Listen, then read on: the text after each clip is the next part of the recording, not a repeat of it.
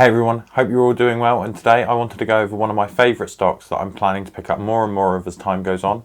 You've probably seen from the title of the video, but today I'm talking about Games Workshop.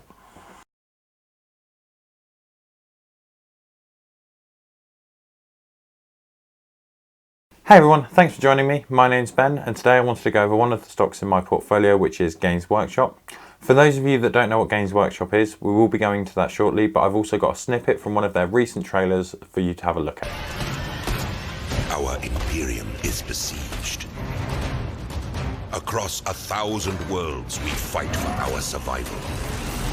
Those that would tear humanity down are legion. Our forces are few. Our enemies, many. There is no respite.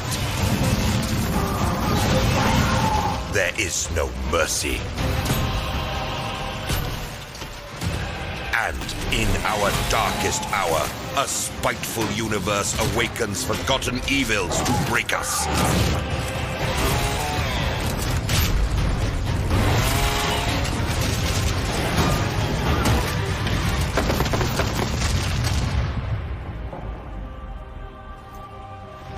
The galaxy burns, yet still we stand, the last bulwark against the terror. And while we draw breath, we will fight. For in this new dark age, there is only war.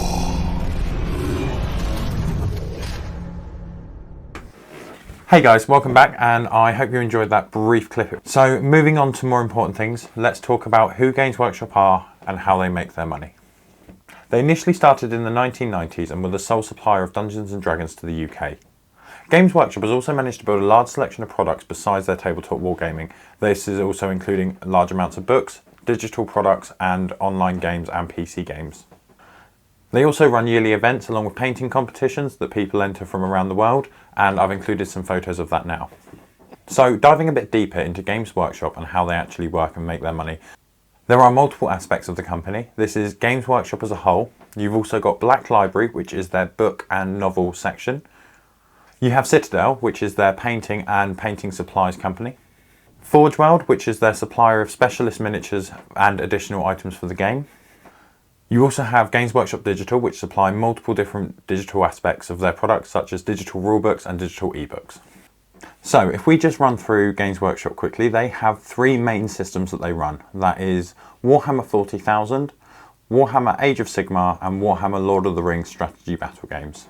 Due to the wide range of armies and species that are available to play within the actual game, this allows for wide tastes in people to be able to come in and play. It also gives people that are hobbyists already the option to expand and create other armies. This gives Games Workshop a competitive edge because they encompass models and genres from across science fiction all the way to fantasy. We also have Black Library. Started in 1999, this publishing house has produced over 200 titles, all relating to the Warhammer Fantasy and Warhammer 40k universes. This is a great resource for any hobbyist that wants to build their knowledge and additional knowledge in the area, as well as potentially style some of their painting schemes after things from the lore. We have Forge World, who make specialist gaming models for Games Workshop systems and games. These models are produced using a different style of manufacturing. They are slightly more expensive, but they tend to get higher detail and larger pieces. Business-wise, this is good because it leaves another avenue for hobbyists to collect and paint more models and therefore increase the revenue for Games Workshop. Warhammer Digital is relatively a newer branch of Games Workshop's company.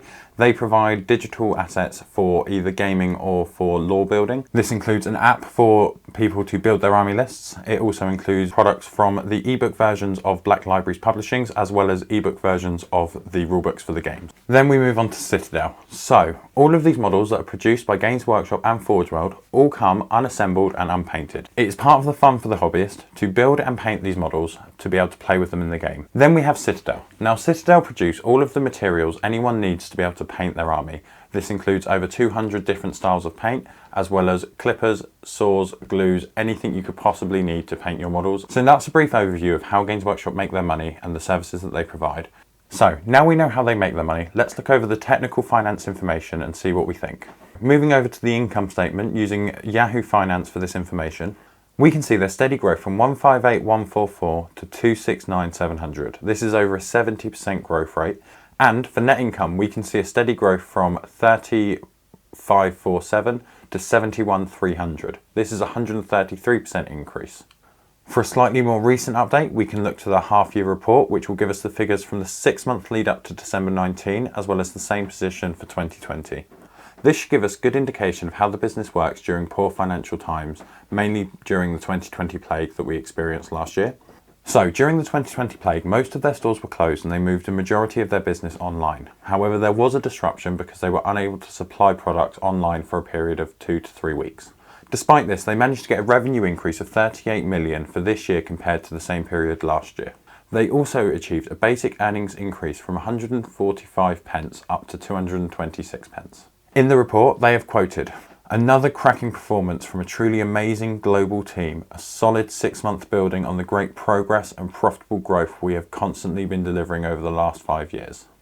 Finally, I'd like to thank our enthusiastic and loyal fan base who share our love for the Warhammer hobby and its fantastic settings, characters and narratives that make up the IP.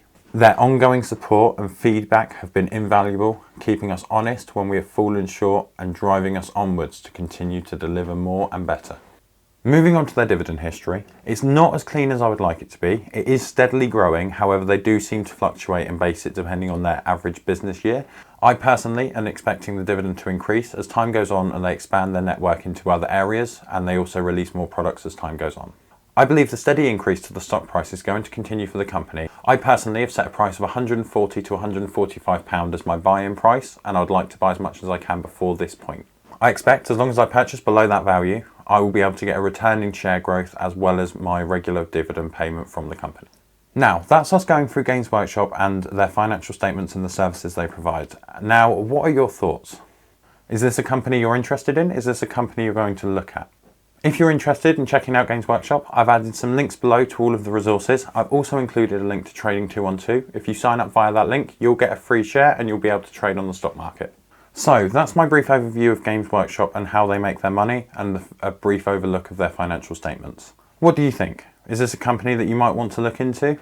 Once again, my name's Ben. Thank you for joining me, and I hope you do take the time to like and subscribe, and I'll see you in the next video.